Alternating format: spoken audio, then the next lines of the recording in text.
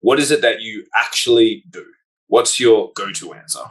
The thing that I'm auditioning now is I think I'm trying to lead the movement to get people to think and recognize that customers are people too.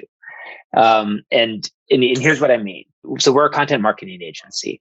We make things that hopefully people find interesting, they engage, and hopefully that leads them to spend more time buying things and interacting with your company.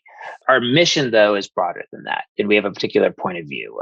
We look at the world and we just see that companies are just communicating poorly, that they tend to talk about their products. They tend to talk about their brand when they're not talking about their products, which is kind of like another way of just talking about yourself. And if you think about it, the people that you're trying to reach, there's a point in time where they want to buy something and they want information about your product, but they're that customer, they're that person who wants to buy something for just like a small percentage of their life. Most of the time, there's someone who has a broad set of problems that they're trying to figure out how to solve that may or may not involve a product, or they're, people who have hobbies or interests or things that they care about in the world that they want to know more about, or that they want to spend time being entertained by.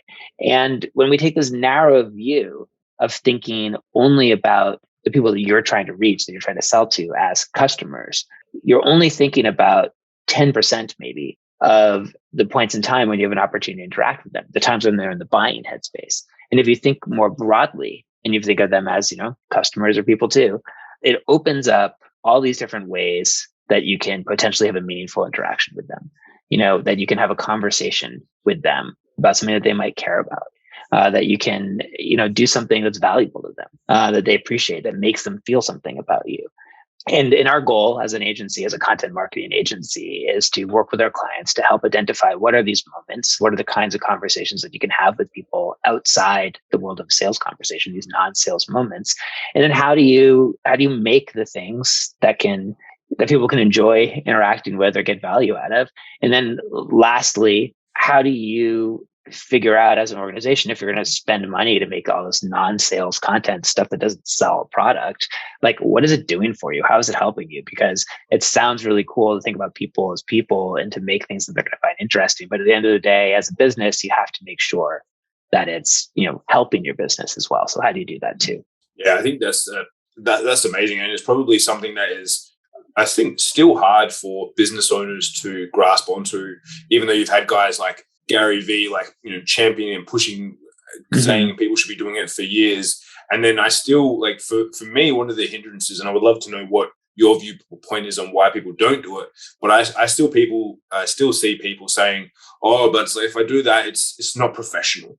It's not professional. It's like, so what, only selling is professional? I don't know. What's your viewpoint on that side of things? Yeah, it's funny because I think in the world of sales, a one-to-one interaction where, if I'm a salesperson and I'm calling you up and we're having an interaction or we are meeting at a party, I have a range of conversation that I can have with you. And I think the best salespeople are able to identify very quickly whether you want to buy or whether you don't want to buy. And then they have a really good interaction with you if you don't want to buy, and you end up thinking like, oh, that Ben, he's a fun guy to talk to. I got him invited to my next party. And yet in the world of marketing, we don't have a developed playbook for what do we do if you're that salesperson and it's not landing at that sales moment. We just throw so much, it's one to many, right? So we just make all of these different assets that are all somewhat salesy, and we throw that into the world. And it's like, oh, surely someone is going to swim in, some fish is going to swim into our net of sales collateral out there. And we're not thinking about, we don't have a one to many version of the playbook of that really skillful salesperson at the party who knows how to have a conversation with somebody about something other than the product.